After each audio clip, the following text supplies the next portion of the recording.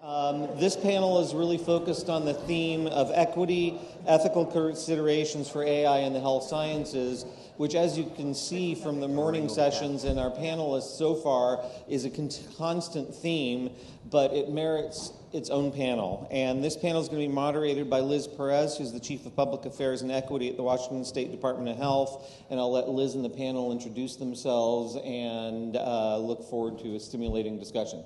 Thanks very much. Good afternoon, everyone. Can you guys hear me okay? Yeah. All right.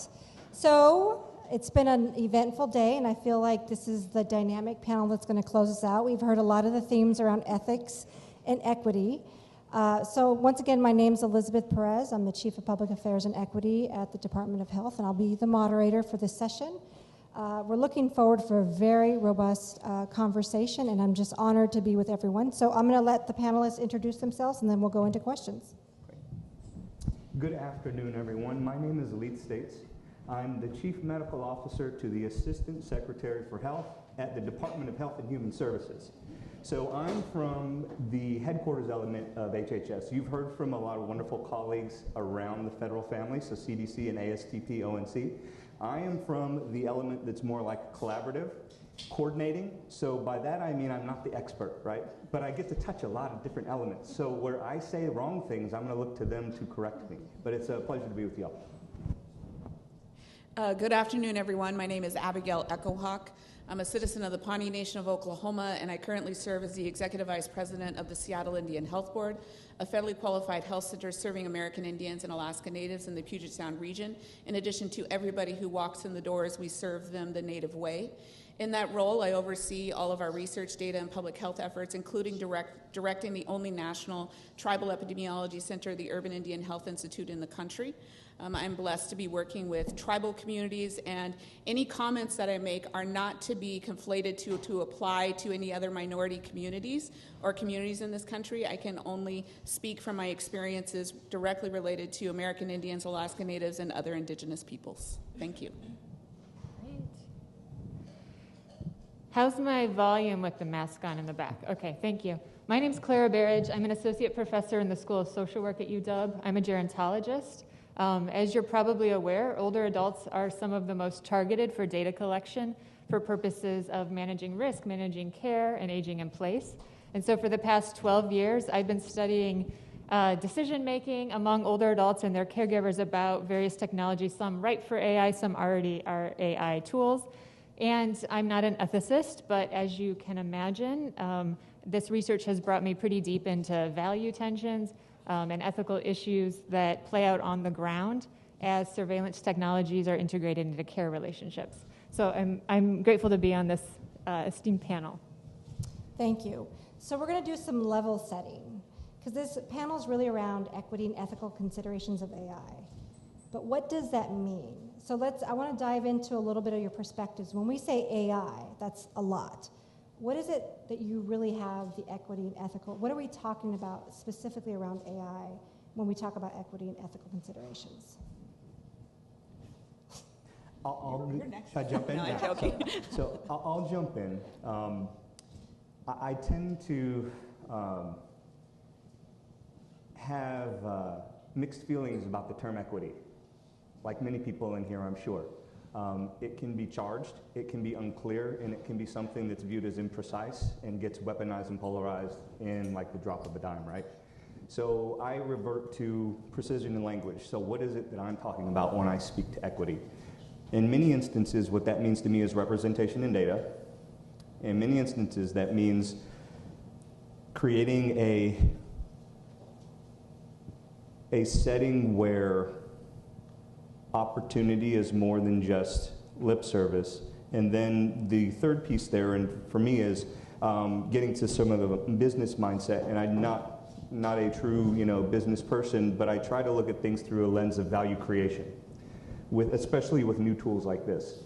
So we create value, but the usual thing you'll hear in business is, well, where's the value capture? And I think the problem is when you capture it in an asymmetric fashion for whoever the incumbents are, whoever the folks are that have the greatest power in that dynamic. So for me then, it's how do you bring about a decrease in that power distance and increase the value the value delivery to folks that need it most. And so I'll stop there before I go too far on the soapbox, and then I'll hopefully be back with more. Okay, great. Thank you. So I think of equity in terms of fairness and justice, meaning acknowledging that we must make adjustments to existing imbalances. And in relation to fairness, that means that the burdens and benefits of AI should be distributed equitably. That requires being alert to the imbalances that exist or take shape as power asymmetries in relationships, and that includes people's relationships to healthcare systems, healthcare providers. The bioethicist at UCSF, Anita Ho, has this great book about AI health monitoring, and she challenges us in it to seriously consider questions like, how does the pressure of health system inadequacies, or I would add social care inadequacies, impact how people in different social locations think about AI health monitoring? And part of identifying and foregrounding imbalances and sources of imbalance is focusing on systemic and structural issues, of course. So starting with equity means asking what power imbalances exist in the systems we're planning to overlay or develop AI tools onto, and then understanding that if we ignore existing imbalances within specific contexts, we risk intensifying those through AI tools because they're classifying people, they're categorizing people, and there are hierarchies to these classifications, and sometimes making predictions about them. So we're often talking, and we hear a lot today about how powerful AI is, but there's very little attention on how power is distributed through AI. I realized sitting, listening to all the speakers today, that we are all kind of coming with a common understanding and a common agreement that AI is here, we're going to utilize it in some way, it's going to be utilized in some way, but we haven't actually gone backwards to think about what has been the impact of the building of AI and how did that start to build inequity. So I was reading an article that said right now AI is taking about 4% of the entire power grid. In 2030, they anticipate it will be at 9%. Now, where are those facilities that are running all that power located? Predominantly in rural, undersourced minority communities, specifically from my community, American Indian and Alaska Natives, where we are seeing as a direct result of AI, climate change impacts. I was working with a tribal community who had a large data center being built near them. It took about 1.5 years. They brought in what they call a man camp, and as a direct result of it, they saw the increase of rapes, sexual assault, and a murder as a direct result.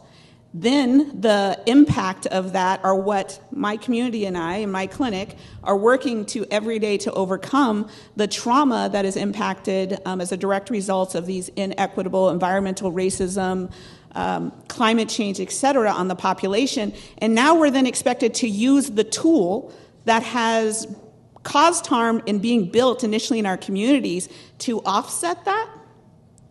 So we have to have the conversation of where that goes back to. For example, right now under the Biden administration, there's been a big effort towards green energy with a focus on what, particularly AI and others. So as part of that initiative, wind farms and wind energy, and specifically I was reading another article that said Google is trying to get to 65% wind and solar energy. Well, the wind farms that are being built offshore are specifically harming tribal communities, and it is disturbing not only the ocean floor, but our cultural traditional foods. Working with a tribal community on the East Coast where they have about 356 whales that are part of their creation story. So if you're a religious person, let's say Christianity, for example, say you believe in Jesus, that the killing of these whales is like me saying I could go kill your Jesus. And in the last 3 years, they have seen more than 6 deaths of these whales in an already group of whales that are already deeply impacted by environmental and climate change, racism and climate change. So we have the impacts of AI from the very beginning that we're not talking about, and then we're expected to offset it in the way that it is utilized. And so when I think about equity, and I agree completely with everything you said, I always say equity is my least favorite word right now because it doesn't really mean anything. It was used particularly to tokenize efforts, particularly during the pandemic, and it has also been weaponized in ways I never even imagined, but we continue to see to grow. So in that specificity, how do we look at the fact that if we aren't addressing that, the impact of AI as a tool is going to harm those who have already been the most harmed but it also has the opportunity to bring about some of the most good if community engaged and done appropriately. But it can't be done without the engagement of community. And I know a lot of you all in the room. I worked with you. I've hired some of you. You know, I know a lot of people here. I don't see community here. And so that is the key gap in these conversations that I've been participating in. It doesn't matter if it's in the state of Washington or with the federal government, is the lack of true community input and what that looks like. And for tribal communities, we have a legal right under our treaties that says that we have ownership over all data and the right to govern that. And we know that the data that is currently held by HHS, CDC, is not representative of our communities appropriately. And we look at the data systems that are used, and they were built to harm. Who knew that everybody know what vital statistics is? Great database, right? Like, we all love vital stats if you're in public health. Did you know that vital statistics in the United States was originally built to track property? What property would vital statistics have been tracking? Enslaved people. So we have systems that are, AI is then using these systems that are built in structural racism with the intent that we're going to undo the harm of that structural racism using the same systems. So without the community knowledge, without the focus with specificity of equity, we are going to be utilizing a tool that has the opportunity to perpetuate and create even further harm. And so it is where we become community engaged in the recognition of the common understanding we're all sitting in right now. AI is here. Yes, it harms. Yes, it's going to take over the power grid. What are we going to do about that? How do we engage in those other conversations to really have a true understanding of the impact of a tool that has opportunity for incredible good? But right now, communities like mine, have yet to see or be able to utilize that good. Well, thank you. I told you guys this was going to be a fantastic panel. So since we touched a little bit on data, and this is a theme that we kind of heard throughout the day, the biasness in data. So you've already pointed out, Abigail, like specific examples of biasness in AI systems. So what other examples can you think of, the panel? And then also, can we work to identify and mitigate those biases in data collection and algorithm design? I'll jump in with a non-health, non-public health, well, public health adjacent example, if that's okay. I heard, I can't remember who on one of the last panels mentioned environmental health data, so that got me excited. We were going to get somewhere outside of other data, the usual data streams. I was fortunate last week to hear Governors Shapiro and Moore give a couple comments, thoughts, observations on their criminal justice work in their states. And Governor Moore commented on his Thrive program. I don't know if you all are familiar with this, and the reason I bring this up, this is getting back to the, as Wes was mentioning, doing the upstream, doing the most good, right? Not trying to attack things on the back end, paying lip service, not doing the greatest we can, because I think the greatest good that can be done is actually looking at the entire landscape, looking at the ecosystem and working on the things that are actually leading to poor outcomes as opposed to just trying to fix things at the end, at end stages.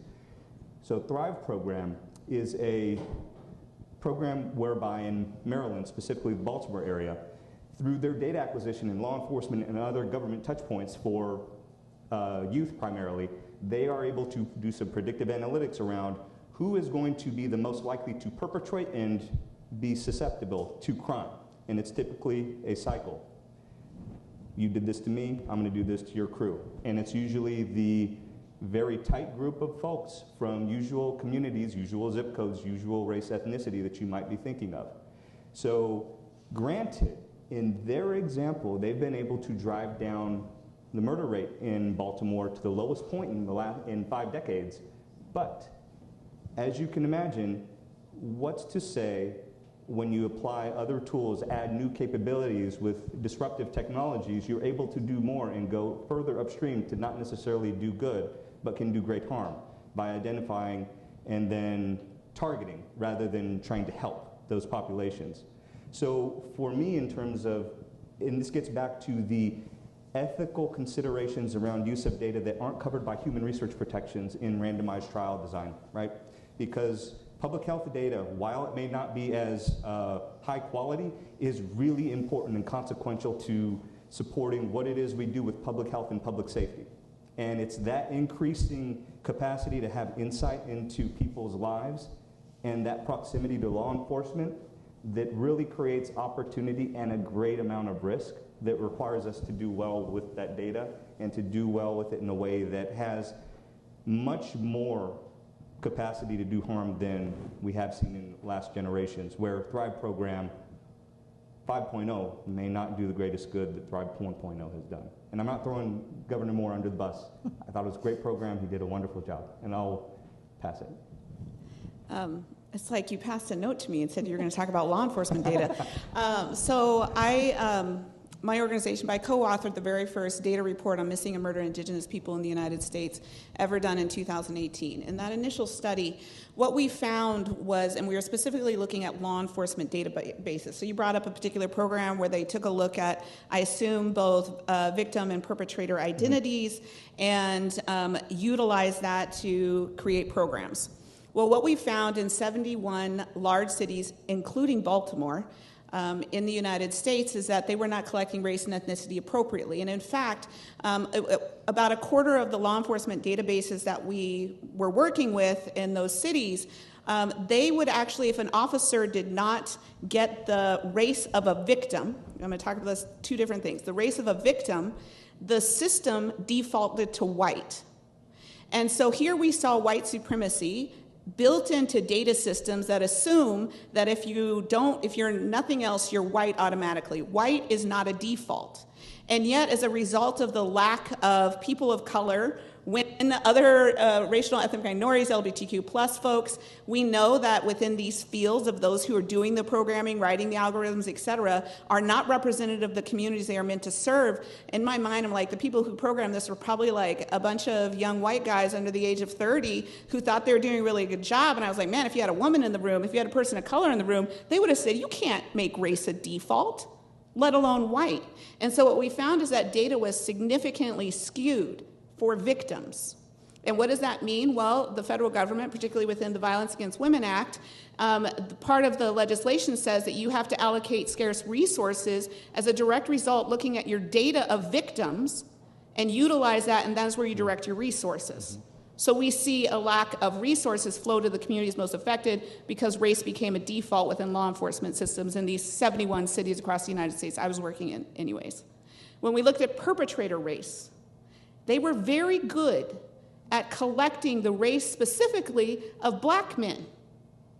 And so then the perpetrator data becomes skewed as a result of the ingrained racism within a country. And then when we look at programs like this, which I can't speak to it, I don't know anything about it, but I do know some of the stuff that's been going on in Baltimore, that it is very likely their intervention was inappropriately skewed that could cause, prejudice, stereotypes, et cetera, to grow around specific communities. And so that is why when we think about the quality of the data and what it means to address that, to build interoperability, to build true standards of data practice, to work within communities to change that. One of the things I always struggle with the CDC, I think they're very tired of me by now, is they very often release their epidemiological data utilizing only single-race American Indians and Alaska Natives. I was consulted on Youth BRFIS, Behavioral Risk Surveillance System.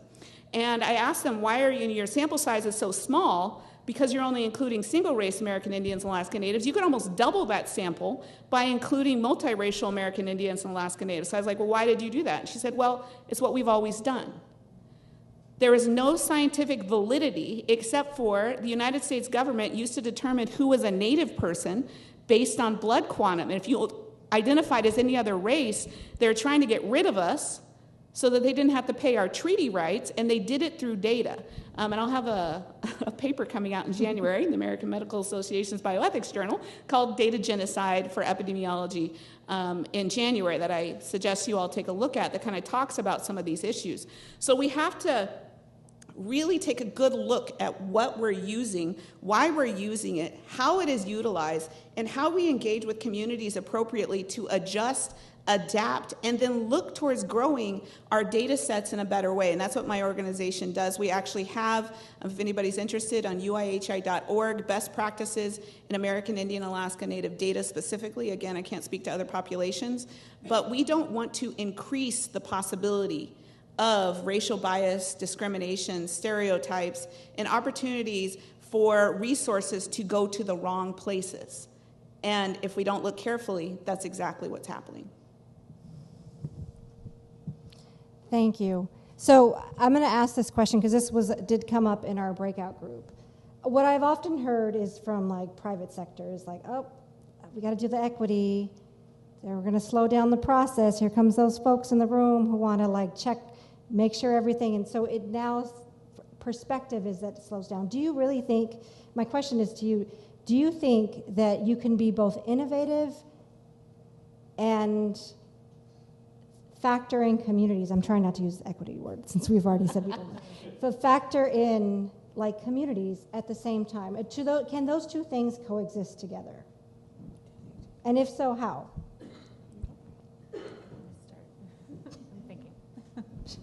Okay, I'll jump in. I'll be quick. I have a couple thoughts on this. One is, I guess, this is going to, preaching to the choir. Fill it in with the process. Don't think of it as an afterthought, right? And I think this, at least in my context, seeing this administration over the last few years, there's been a much more intentional way, and I think many of you that are grant writers and such will recognize this around RFPs and things like that, NOFOs, that the intentionality around equity considerations and having a firm characterization of what that is based on the communities that grant writers are serving has been imparted. Maybe not perfect, but it is getting built into some of the cadence of communication between at least the federal side and going to the state and local as we're trying to engage in maybe a more active way and intentional way. The second piece I'll say in terms of can they coexist, I think actually there was a comment this morning about, I'm going to mess it up, but I don't think regulation has to be restrictive, right? Regulation done well can be permissive to innovation, right? To equity, to considerations that do not keep us constrained in the box in which we thought we were going to be relegated to in a regulatory purgatory. Quick example, I am also the psychedelics and cannabis guy at HHS. I have somewhere I'm going with this, so just stay with me, okay? So this conversation turned very interesting. I'll bring it right back. So this is around the idea of randomized control trials and how do we appropriately keep an eye on what it is we're trying to do for new drug applications at FDA. Why do we use RCTs with double blinding? To protect public safety and public health. We want to ensure safety, efficacy, and get us through the phase 1 through 3 system, right? Now, is it an absolute requirement that you have to have an RCT, especially when you have a new substance in psychedelics, which may compromise functional unblinding and lead you to some problematic pieces of evaluation? Well, maybe there are opportunities to entertain new ways to do things. And this is where I'll just very briefly mention our friends from the EU and the EMA, where they are now finding ways to adapt, to become a dynamic part of the consideration. And in the last panel, they also mentioned we need to be dynamic as these devices, as these types of technologies are dynamic as well. That data is going to keep coming to feed these tools, and it behooves us to be able to do the same. So I'll stop there. Anything? Yeah? Yeah, so I'll just add, it's been said a lot today in breakout rooms and by speakers and panels, but for fairness across different demographics in particular, I think public participatory processes need to be better developed. We're often, ethics toolkits are often focused on technologists, people with technical expertise, who don't often actually have the training to engage different communities. And so obviously we need a lot of social science methods involved. We need a lot of participation from affected communities. It's the only way that we can capture the critical insights about people's lived experiences and to learn what kinds of standards and metrics actually matter to them as well when building systems. But there's also a need to build the requirements of public participation into policy, AI policy. So the privacy law scholar Michelle Gilman has laid out some key areas where use of AI poses the greatest risks to civil and human rights, and thus demand more input from a broader range of people than what we currently have happening. So many of those are relevant to the summit. Some of them include gathering and retention of biometric, health, or other sensitive personal information, access to government services and benefits, gatekeeping across access to life necessities, including healthcare. So another way that public participation needs to be incorporated is in audits and impact assessments conducted at various stages. Of course, audits are not going to pick up all societal impacts. They're certainly not going to pick up the chilling effect of surveillance or some of these other things that are harder to measure quantitatively, but it's one tool that's needed for accountability and the goal of fairness. Another way that participation of different groups can support this is making auditing more context dependent and helping them anticipate a broader range of harms. So this is an area in need of development as well, harms discovery, which requires a range of stakeholders to be involved, non-tech stakeholders as well.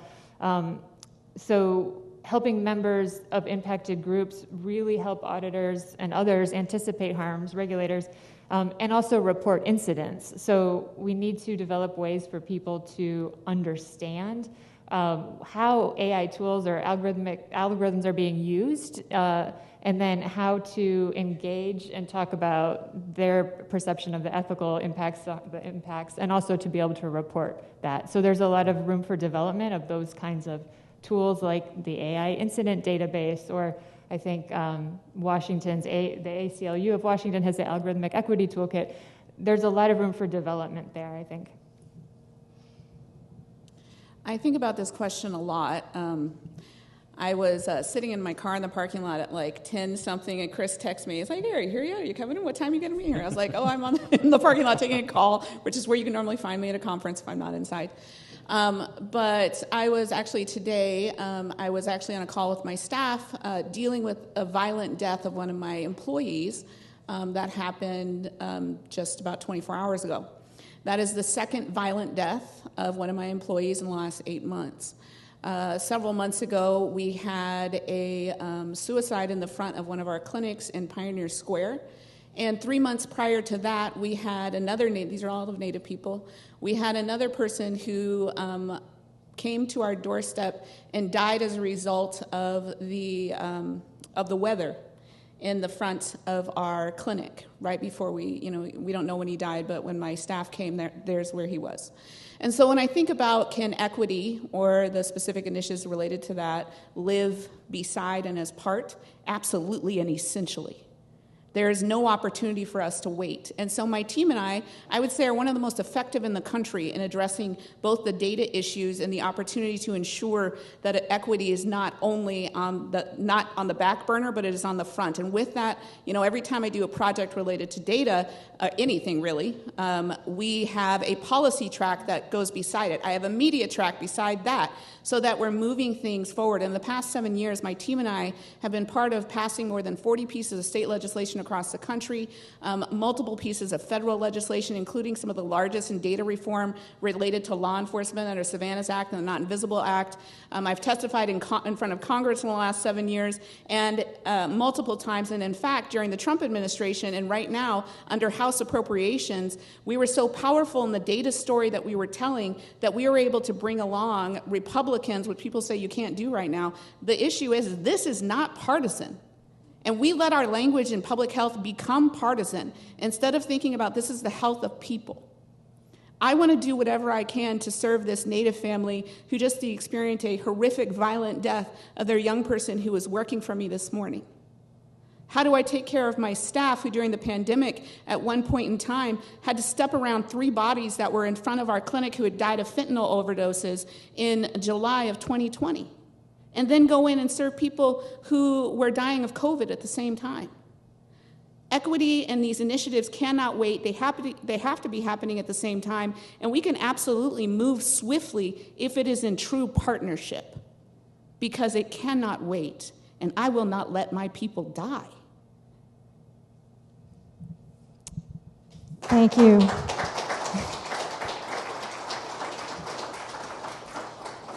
And our condolences to your staff.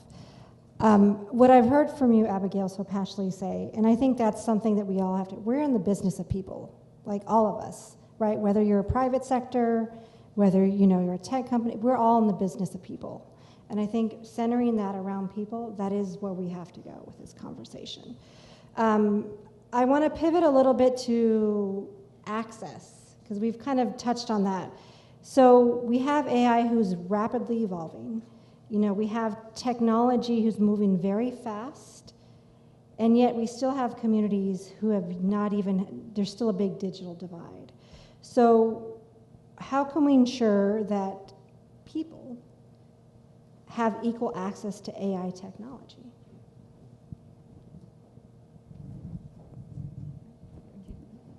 All right, I'll go. So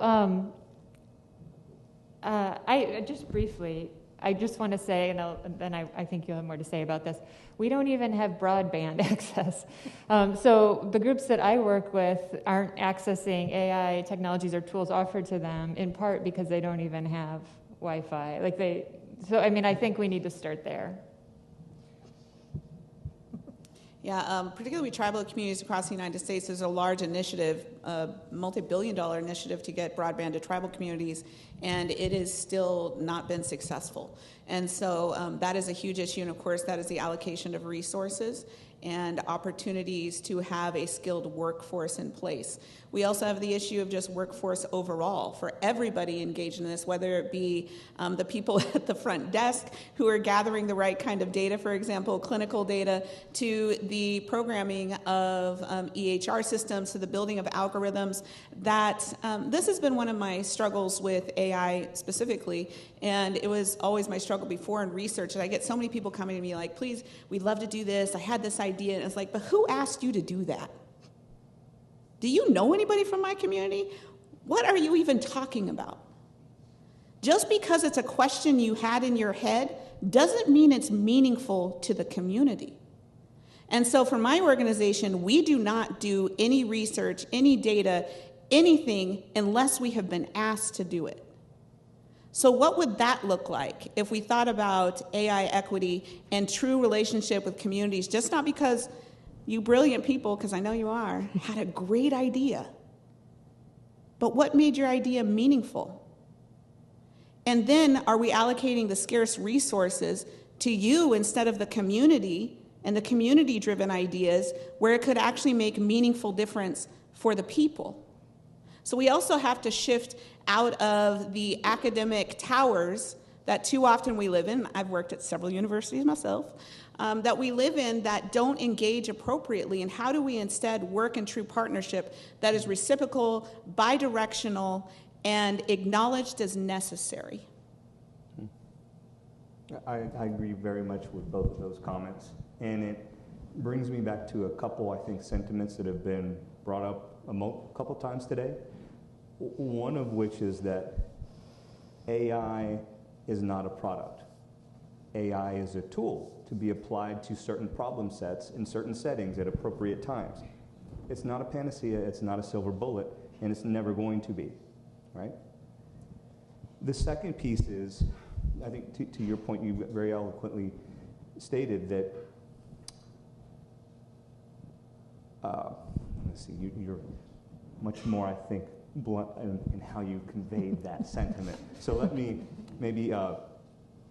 We're all friends here. No, this is, so yes. All friends, and I think when it comes down to it,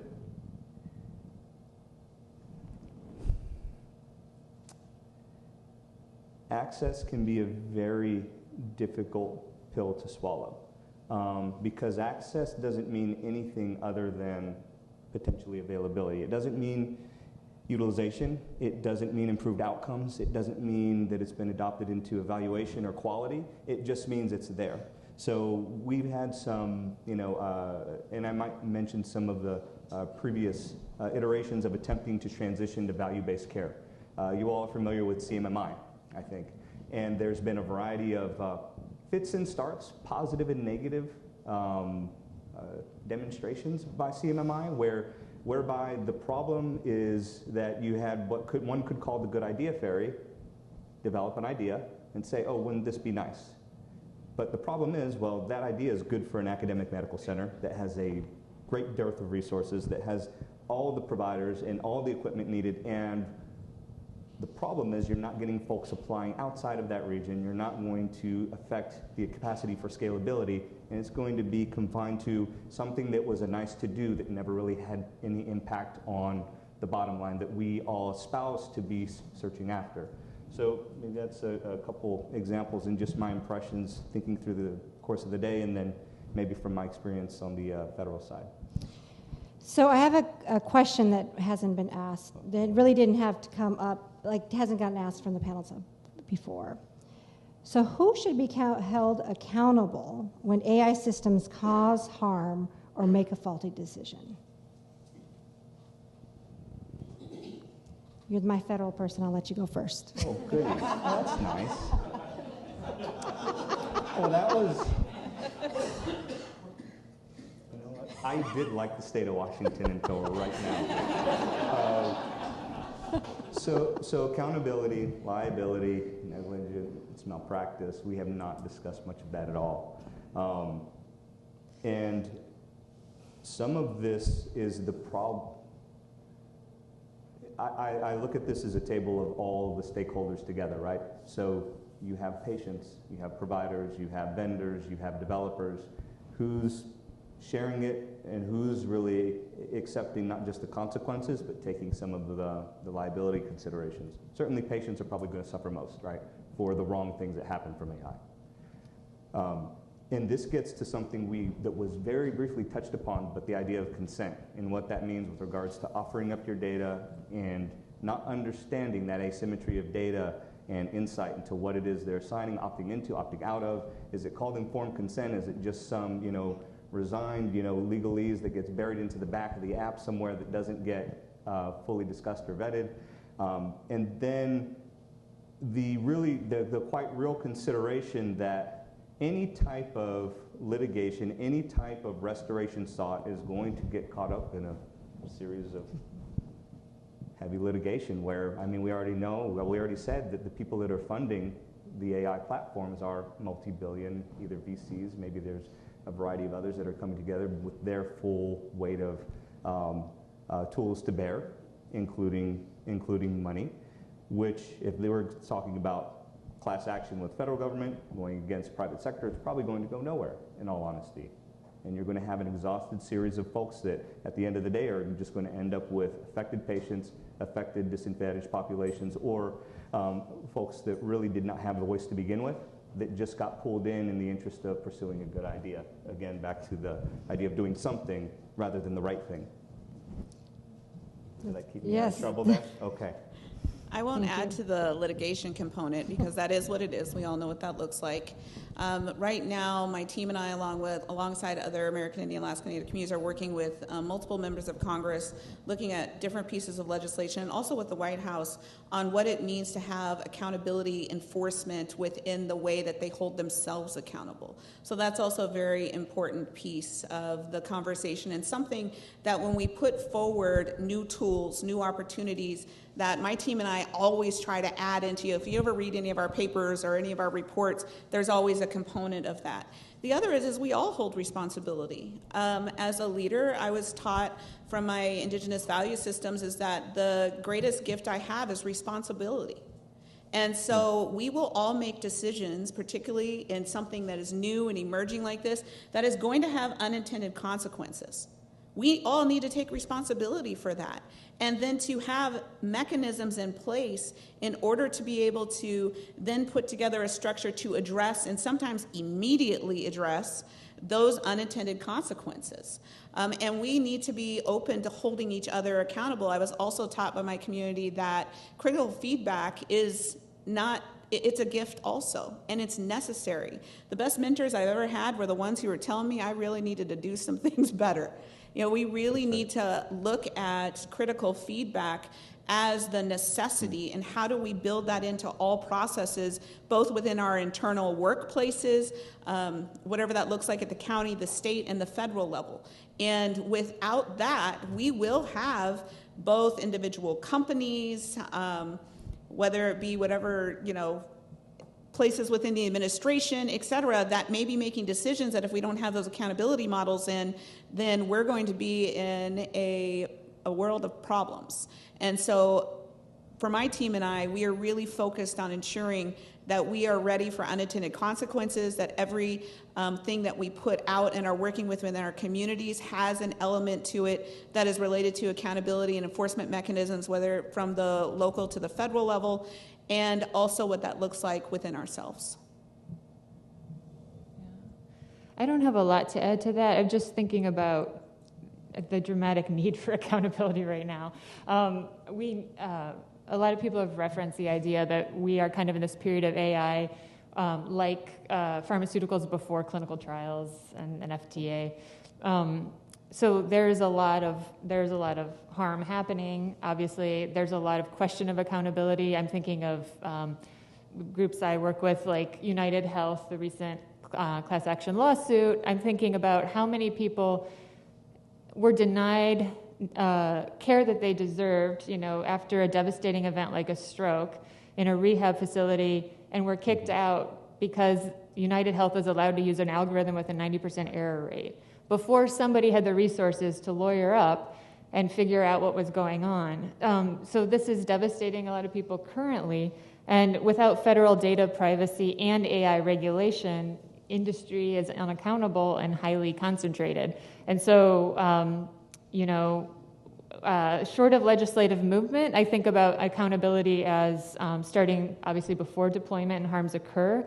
So companies carrying the burden of having to prove that their tools are not harmful, and public authorities and vendors also needing to show why an AI system is beneficial before trying to use it.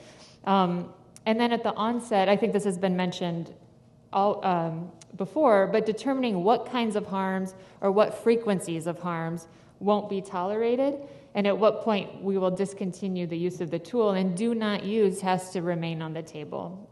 So just to be clear, though, I think Congress needs to be advancing accountability mechanisms, and that includes granting people in the U.S. a right to an explanation for an AI's output, to be able to dispute it and hold the decision makers accountable.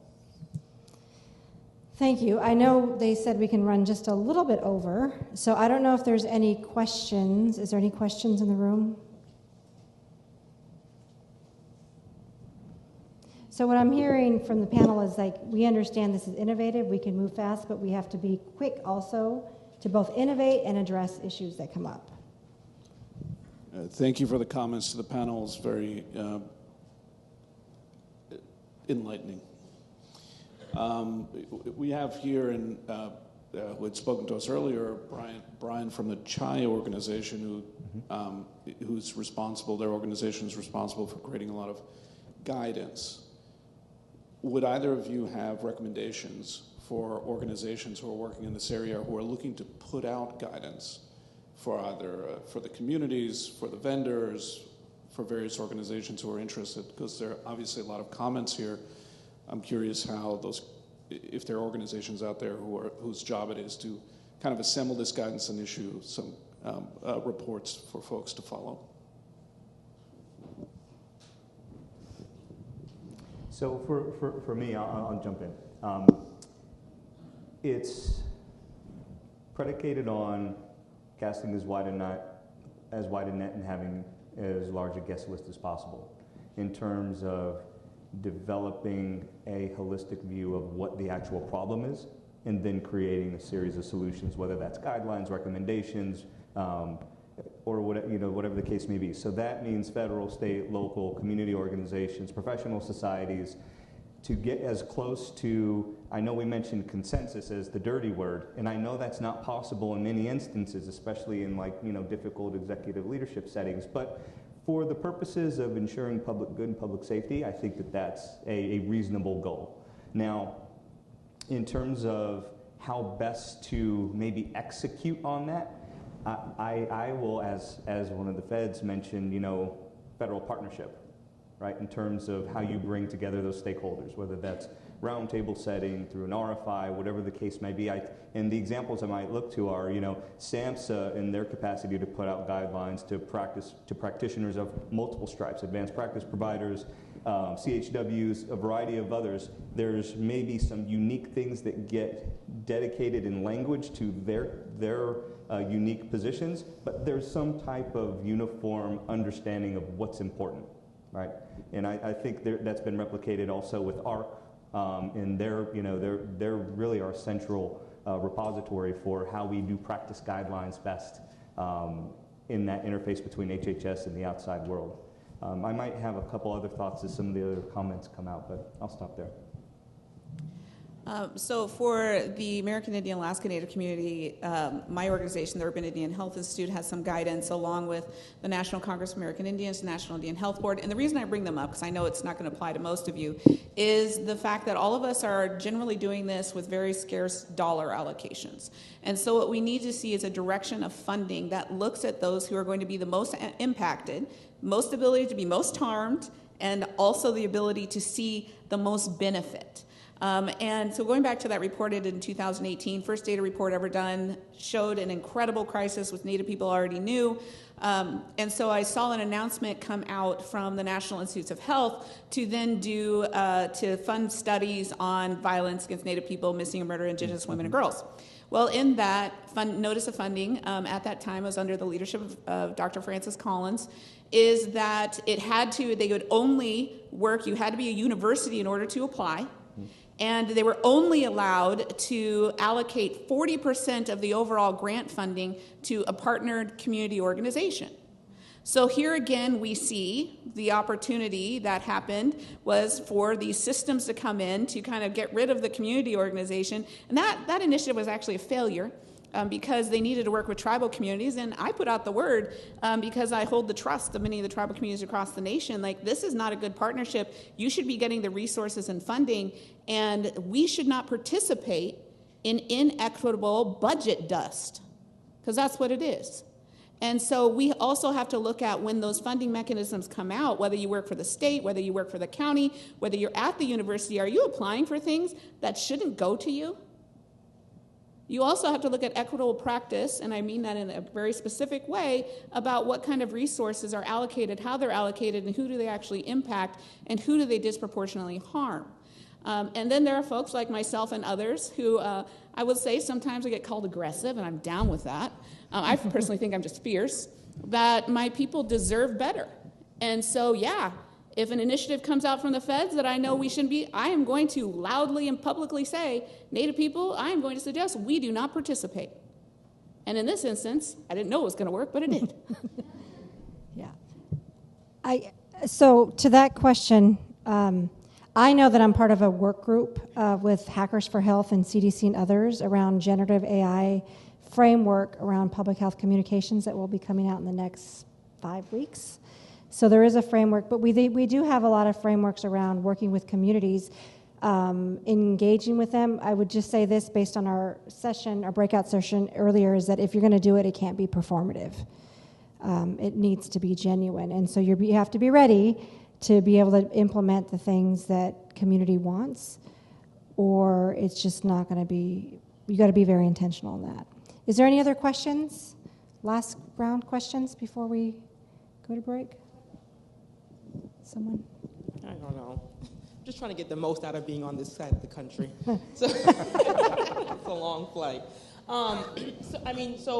Ethics. I just want to, I guess we can round it out talking about ethics. We talked a lot about the equity portion. But so right now, there are real conversations and debates happening in DC. The security folks versus the research folks. Some of the same, the room and flexibility that's necessary to allow our biomedical researchers to do their thing, find the cures, make the new protein structures, are the same types of flexibilities that can allow the nefarious actors to do their things. Right. And I guess that ethical question, a question on ethics for you, is how do we kind of toe that line of trying to make room and space for folks to do the right things, knowing that some of that leeway can be misused. I don't think we're going to get necessarily the answer that solves it all here in this room right now in the next 60 seconds or so. But I am just curious on, if you were in those conversations, what thoughts you would share to those that are trying to figure that out and figure it out quickly. So I agree with there's that tension, because this is as much a national security issue as it could be a health or domestic help or risk. So for me, it comes back to who made the comment, be prepared this morning. In that interest of being prepared, and I wasn't sure if we were going to get here, and I'm not pointing at Congress, so don't take it as that, but there is an element where an executive order, a presidential memorandum, some activity unilaterally from the executive office is great, but it only goes so far.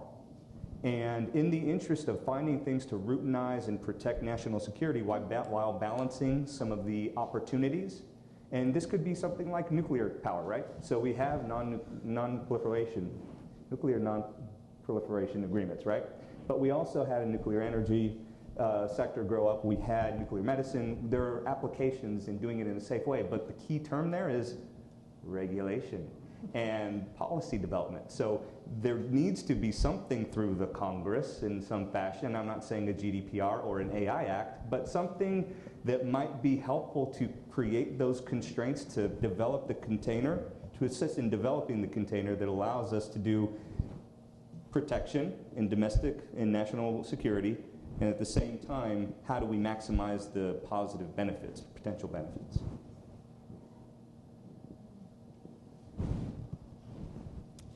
My team and I are spending a lot of conversations within the administration and with members of Congress related to this and what it means, particularly for, I would say, academic institutions who want access to data about American Indians and Alaska Natives, where they talk about us as a problem to solve, not all of the answers if they were actually talking to us.